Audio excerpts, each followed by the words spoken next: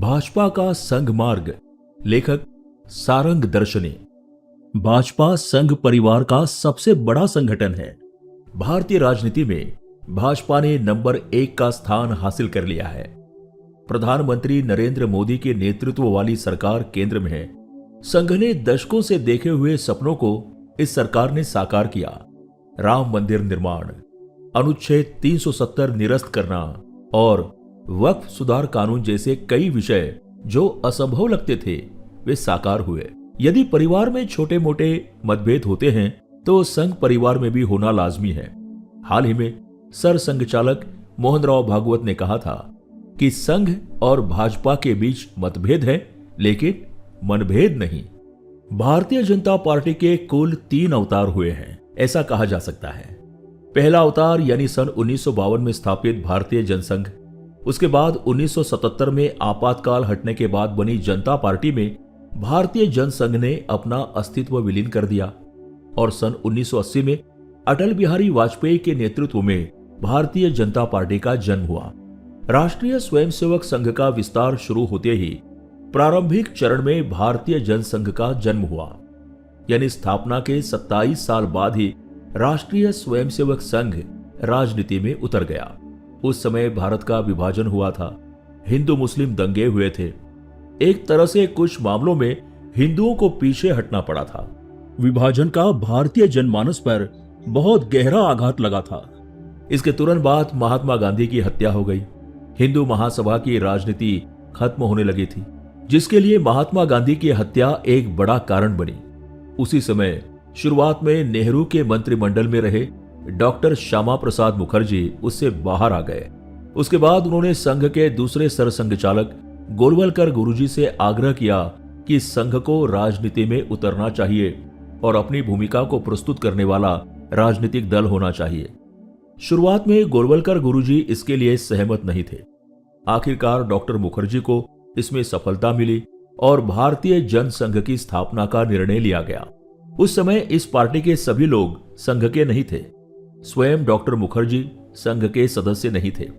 बीच में भारतीय जनसंघ के अध्यक्ष भी संघ के नहीं थे, लेकिन गोलवलकर गुरुजी ने अपने निष्ठावान और सक्षम स्वयंसेवक डॉक्टर मुखर्जी को सौंप दिया। वे अटल बिहारी वाजपेयी और उनके साथ लाल कृष्ण आडवाणी और पंडित दीनदयाल उपाध्याय थे। जनसंघ जैसे जैसे बड़ा होता गया वैसे वैसे भारतीय जनसंघ और संघ की समानांतर यात्रा शुरू हुई। इसमें मुख्य रूप से अटल बिहारी वाजपेयी का नेतृत्व 100% संघ के एजेंडे पर नहीं चलने वाला था। जब भाजपा की स्थापना हुई तब वाजपेयी द्वारा प्रस्तुत भूमिका और पार्टी का घोषणा पत्र संघ या संघ के कई लोगों को स्वीकार्य नहीं था। उस समय भाजपा की यह कहकर आलोचना हुई कि वो भारतीय जनसंघ के अवतार से बहुत दूर जा रही है। तब भाजपा की पार्टी संरचना में गांधीवादी समाजवाद को भाजपा के दर्शन का मूल आधार बताया गया था। भले ही अब भी वो शब्द संरचना में है, लेकिन अब वो कागजी ही रह गया है। आगे चलकर जब लाल कृष्ण आडवाणी ने राम जन्मभूमि आंदोलन शुरू कर दिया, तब गांधीवादी समाजवाद को पूरी तरह से पीछे छोड़ दिया गया और भाजपा का एक नया अवतार देश के सामने आया। आडवाणी ने भाजपा को जो नया अवतार दिया वो भारतीय जनसंघ से जितना नाता रखता था उससे अधिक वो राष्ट्रीय स्वयंसेवक संघ से मेल खाता था। उस समय अटल बिहारी वाजपेयी का नेतृत्व थोड़ा पीछे पड़ गया था और आडवाणी भाजपा के नंबर 1 नेता बन गए थे। राम जन्मभूमि आंदोलन में भाजपा, विश्व हिंदू परिषद, बजरंग दल और स्वयं संघ एक दूसरे का सहयोग करते हुए दिखाई दिए। यानी राम जन्मभूमि आंदोलन इन सभी संगठनों और पूरे भाजपा परिवार को एक साथ जोड़ने वाली कड़ी साबित हुई। तब से भाजपा की एक नई यात्रा शुरू हुई। इसे तब एक नया मोड़ मिला जब भाजपा को यह एहसास हुआ कि वो अपनी ताकत पर अकेले सरकार नहीं बना पाएगी और उसे एनडीए की स्थापना करनी पड़ेगी। उस समय वाजपेयी का नेतृत्व आगे आया क्योंकि यह संभावना थी कि वे सभी को साथ लेकर चलेंगे और संभालेंगे। हालांकि वाजपेयी की सरकार मोदी जैसी बहुमत वाली सरकार नहीं थी, फिर भी उसका आना आवश्यक था। इसका कारण यह था कि एनडीए के कार्यकाल में जो 6 साल का समय मिला, उस दौरान भाजपा मजबूत हुई। कई राज्यों में सरकारें आईं। स्वाभाविक रूप से इस सरकार का फायदा राष्ट्रीय स्वयंसेवक संघ समेत अन्य कई संगठनों को भी हुआ। एक तरह से 2014 में मोदी को जो विजय मिली, उसकी नींव वाजपेयी के कार्यकाल में रखी गई थी और उसका फायदा संघ को हुआ। संघ परिवार के कई संगठनों के काम को सरकार ने सहानुभूति से देखा, जरूरत पड़ने पर मदद की और उसका विस्तार करने में भी मदद मिली। 1980 से लेकर 2014 में मोदी सरकार के सत्ता में आने तक का समय भाजपा की ताकत बढ़ने और सत्ता हासिल करने का समय था। इस दौरान हालांकि अटल बिहारी वाजपेयी ने 3 बार प्रधानमंत्री पद की शपथ ली, फिर भी उनकी सरकार गठबंधन की थी। इसलिए एनडीए सरकार बनाते समय भाजपा को कश्मीर से अनुच्छेद 370 हटाना, समान नागरिक संहिता लागू करना और अयोध्या में राम मंदिर का मुद्दा छोड़ना पड़ा।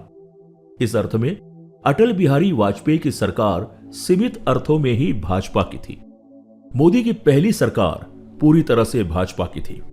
इसमें उपरोक्त 3 मुद्दों के अलावा संघ का जो व्यापक कार्यक्रम है और भाजपा द्वारा भारत की कैसी तस्वीर होनी चाहिए, अर्थात भारत को कैसे गढ़ा जाए, इस बारे में संघ के जो विचार हैं, उन पर भाजपा की इस सरकार ने अधिक ध्यान दिया या वैसी अनुकूल परिस्थिति बनी।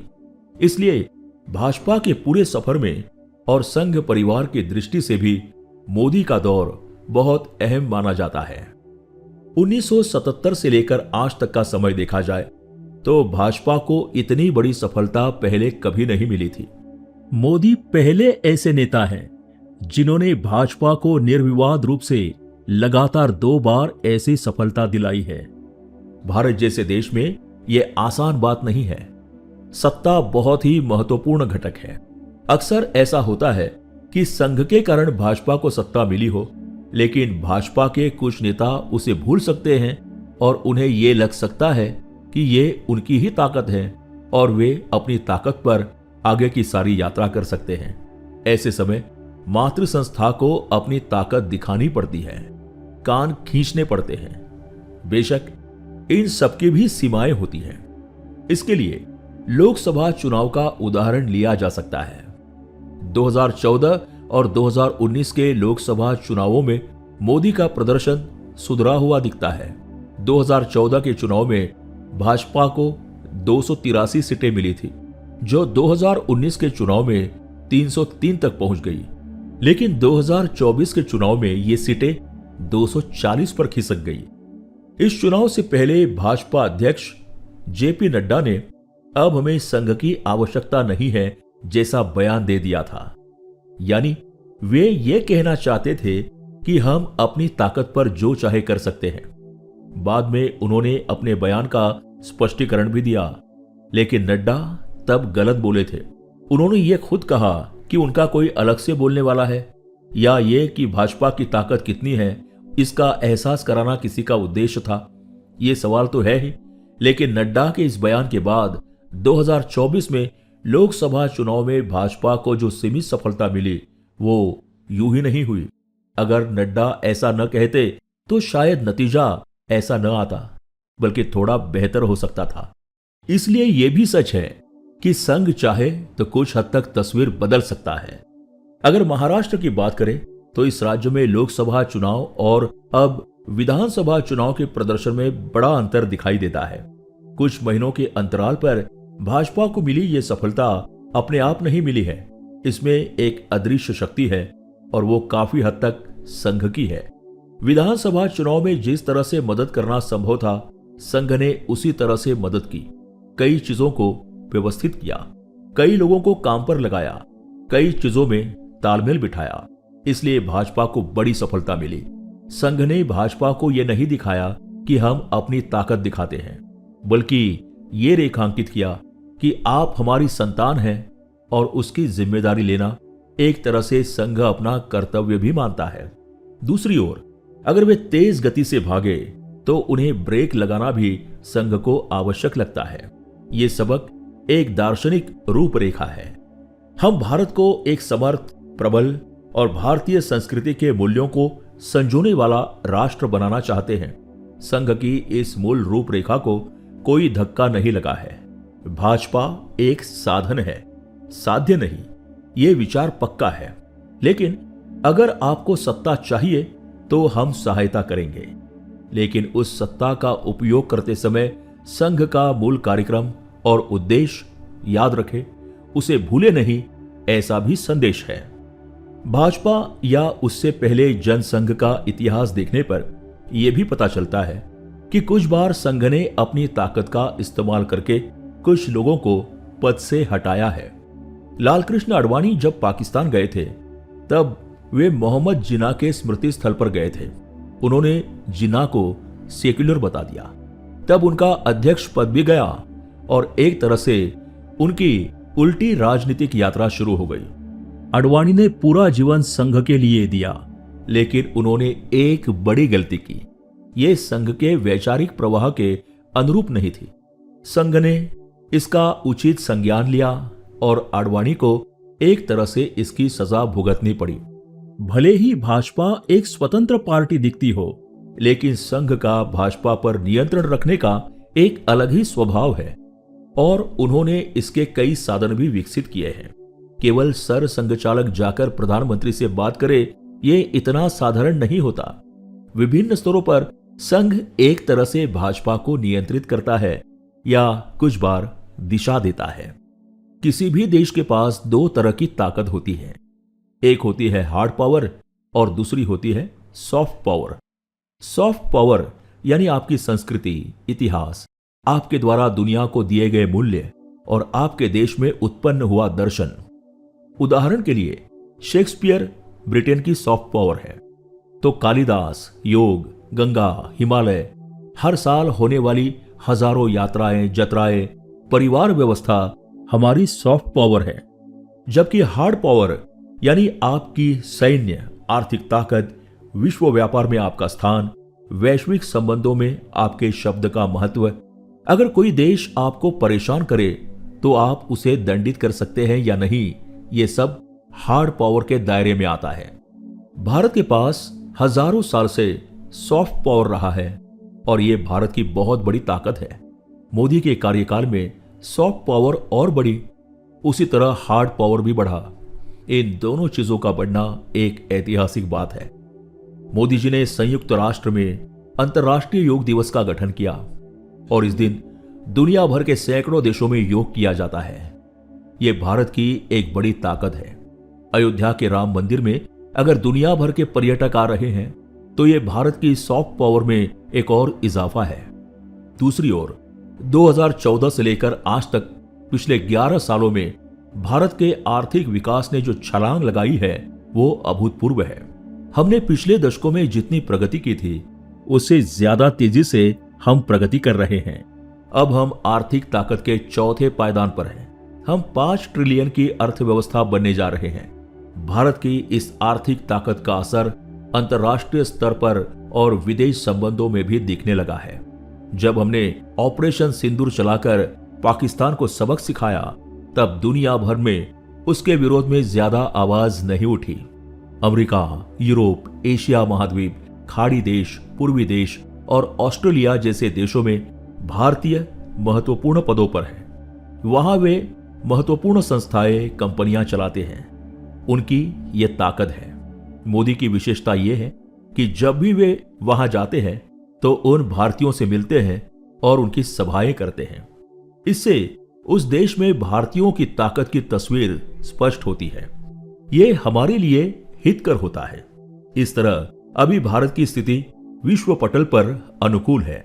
राष्ट्रीय स्वयंसेवक संघ के दृष्टिकोण से भी देखा जाए तो मोदी सरकार अच्छा काम कर रही है। विजयादशमी को होने वाले सर संघचालक मोहन भागवत के भाषणों में भी मोदी सरकार की मुक्त कंठ से प्रशंसा की गई है। जब सर संघचालक सार्वजनिक रूप से ऐसा विचार रखते हैं तो वो संदेश नीचे तक जाता है। ये सरकार अपनी है और इस सरकार के साथ हमें तालमेल बिठाना है। इस सरकार का उपयोग करके हमें अपनी भी ताकत बढ़ानी है और जहां आवश्यकता हो वहां मदद भी करनी है, ऐसा वे संदेश देते हैं। ये एक तरह से परस्पर पूरक व्यवहार है। वर्तमान स्थिति में संघ और सरकार का रिश्ता ऐतिहासिक परिप्रेक्ष्य में अच्छा लग रहा है। इन दोनों को एक दूसरे का अच्छा सहयोग भी मिल रहा है। जिस दिन मोदी सत्ता में आए उस दिन भारत में संघ की शाखाओं की संख्या और आज की संख्या को देखे तो वो आंकड़ा बहुत बढ़ गया है। इसमें संघ का जैसा योगदान है वैसा मोदी सरकार का भी है। पूर्वोत्तर भारत के 8 राज्यों में धर्मांतरण या अन्य चीजों का बहुत पुराना मुद्दा स्वतंत्रता से पहले से है। दूसरा प्रश्न चीन से लगी सीमा का। तीसरा प्रश्न जातीय भेद का, अन्य प्रांतों और अन्य देशों से घुसपैठ। इन प्रश्नों पर संघ कई सालों से काम कर रहा है। उसे अच्छी सफलता भी मिली है। लेकिन मोदी ने सत्ता में आने के बाद इन मुद्दों पर ध्यान दिया। ऐसा कहा जाता है कि केंद्र सरकार के एक मंत्री की 15 दिन में कम से कम एक यात्रा पूर्वोत्तर के किसी न किसी राज्य में होती है। स्वयं मोदी वहां 40-50 बार जा चुके हैं। पूर्वोत्तर भारत को सही ढंग से हमारे साथ जोड़ना, वहां के जनजीवन को एकसार करना, संघ और मोदी की यह भूमिका 100% मेल खाती है। एक तरह से मोदी संघ का एजेंडा आगे बढ़ा रहे हैं। संघ और भाजपा के समान उद्देश्यों में रक्षा का क्षेत्र भी है। इस मामले में भारत को अधिक से अधिक आत्मनिर्भर बनाने का प्रयास करना ही संघ की भूमिका है। मोदी ने यह करके दिखाया। साथ ही हमारे यहां पहले हुए ऑपरेशन और ऑपरेशन सिंदूर में जो बड़ा फर्क है वो ये कि मोदी ने यह दिखा दिया कि अब हम इसे बर्दाश्त नहीं करेंगे। किसी भी आतंकवाद को हम युद्ध समझेंगे। संघ यही कहता था।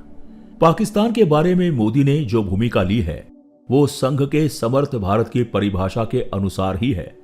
इसलिए मोदी संघ के कार्यक्रम को बड़े पैमाने पर लागू कर रहे हैं और उसे सफल बना रहे हैं। एक बात याद रखनी चाहिए कि मोदी अस्थायी हैं और संघ स्थायी है।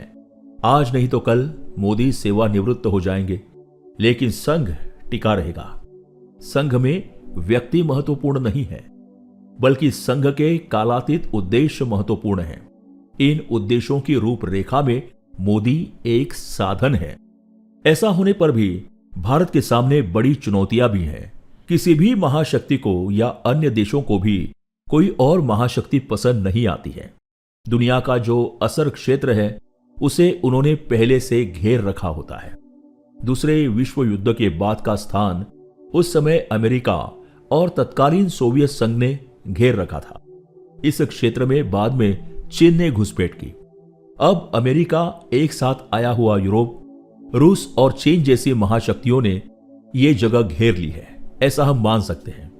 ऐसी परिस्थिति में जब भारत वहां जगह लेने आएगा तो दूसरों की जगह अपने आप कम हो जाती है। हमारे देश से मित्रता की भाषा ऊपरी तौर पर करने वाले मित्र भी इसे पसंद नहीं करते हैं। भारत का हर तरह से सशक्त और सबल न होना भी इसका एक हिस्सा है। भारत में जो संघर्ष है, चाहे वे धार्मिक, जातीय, वांशिक या भाषाई हो, ये सभी संघर्ष जितने भड़कते रहेंगे उतनी ही देश की ताकत कम होती रहेगी। परियोजनाओं के खिलाफ आंदोलन खड़े हुए, परियोजनाएं रुकी, बंद हो गई, उनका कार्यकाल लंबा खींच गया तो इससे बहुत नुकसान होता है।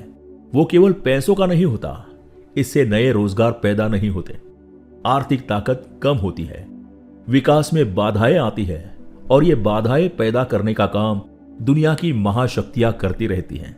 भारत में महाराष्ट्र में पिछले कुछ सालों के आंदोलनों को देखें तो ये दिखता है कि इन आंदोलनों के पीछे ऐसी शक्तियां काम करती हैं।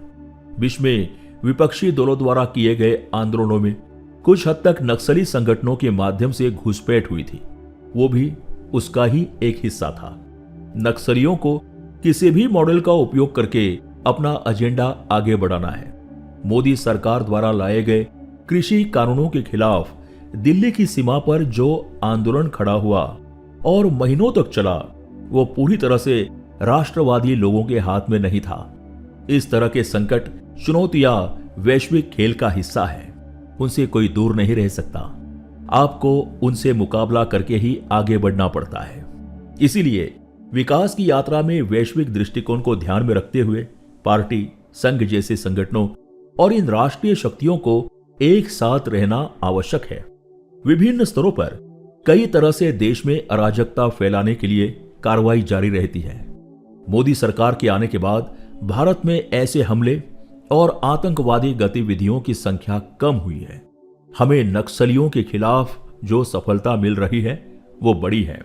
नक्सलियों का खात्मा केवल भारत की सीमा तक नहीं है, उसके तार दुनिया भर में जुड़े हुए हैं। राष्ट्रवाद किसी एक का ठेका नहीं है, वो सिर्फ संघ या भाजपा तक सीमित नहीं है। कांग्रेस को भी राष्ट्रवादी होना चाहिए। उदाहरण के लिए अनुच्छेद 370, 3 तलाक को रद्द करना या समान नागरिक संहिता लागू करना, ये तीनों चीजें संविधान में ही है। इनका हिंदुत्व से कोई संबंध नहीं है। कांग्रेस ने इस राष्ट्रवादी एजेंडे को छोड़ दिया और उसे एक तरह से भाजपा को दान कर दिया है। कांग्रेस ने यह गलत धारणा बना ली कि ये चीजें हिंदुत्ववाद से जुड़ी है या वे उनके धर्मनिरपेक्ष भारत के उद्देश्य में नहीं बैठती। इसी कारण कांग्रेस को बड़ा राजनीतिक नुकसान भी उठाना पड़ा। राष्ट्रवादी होना एक मूलभूत बात है और भाजपा इसे पूरा कर रही है। ऐसा होने पर भी बहुत सी चीजें बाकी हैं। हमारे यहाँ किसानों की समस्याएं हल नहीं हुई है या गरीबी और ग्रामीण बेरोजगारी का संतोषजनक समाधान नहीं मिला है। भारत में सार्वजनिक स्वास्थ्य की व्यवस्था अच्छी नहीं है। देश के प्राकृतिक संसाधन जल, जंगल, जमीन बड़े पैमाने पर प्रदूषित हो गए हैं। इन चुनौतियों का हमने अभी तक सामना नहीं किया है। संघ सभी के जीवन का समग्र विचार करता है। संघ ने जिन 4-5 चीजों को प्राथमिकता देने का निर्णय लिया है उनमें इकोलॉजी का मुद्दा है।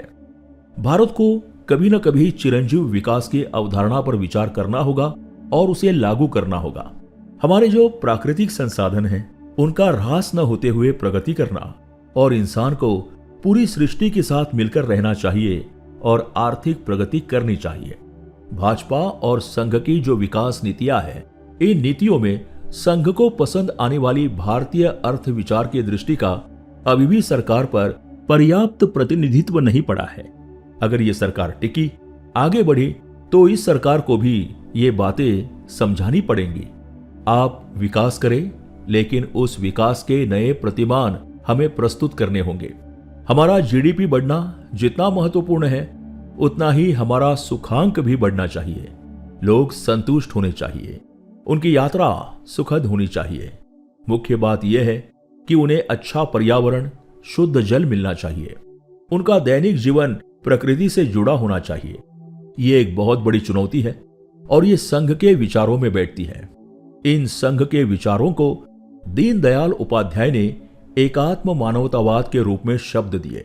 ये अगली चुनौती है कि क्या सत्ताधारी इस एकात्म मानवतावाद के साथ तालमेल बिठाते हैं, उस दिशा में कदम उठाते हैं। और भारत की अगली यात्रा इस बात पर निर्भर करती है कि राष्ट्रीय स्वयंसेवक संघ केंद्र सरकार और राज्य सरकार की नीतियों को मोड़ने के लिए अपनी शक्ति का कितना उपयोग करता है। लेखक वरिष्ठ पत्रकार और विचारक हैं।